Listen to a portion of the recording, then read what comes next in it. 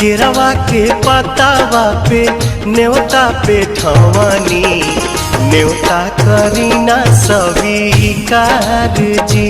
हाँ लिहिनाया रख मोर आदित्य गोसाइया परती के सुन ली पुकार जी।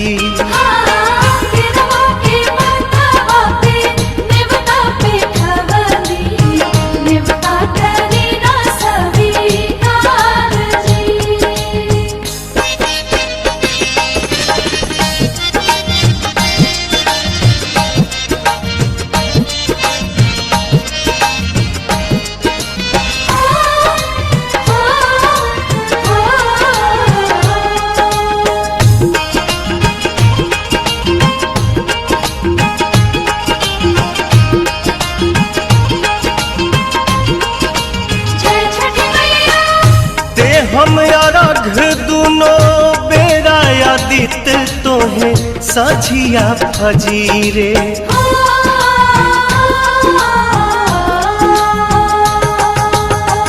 दूसरा अरघ देके मानव आशीष आके गंगा के तीरे। दिन के सहैया रौवे रोग हराइया जी रौवे से जग में जोर जी। हाँ केरवा के पतावा पे न्योता पे ठवानी न्योता करीना स्वीकार जी।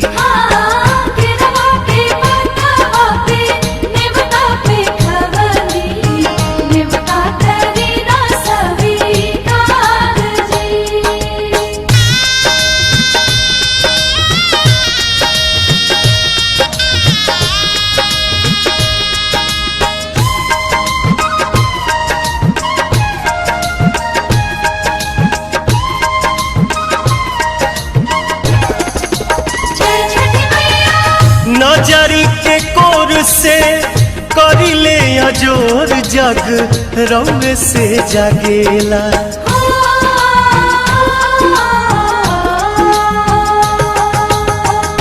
रौवे से रात होला रौवे से दिन काल चक्र चलेला।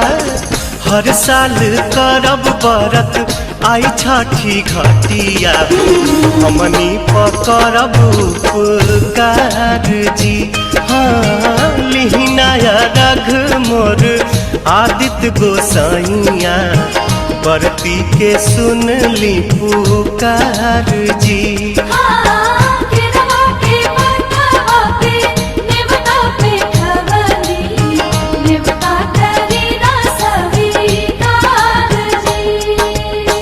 केरवा के पतावा पे न्योता पे ठवानी न्योता करीना स्वीकार जी।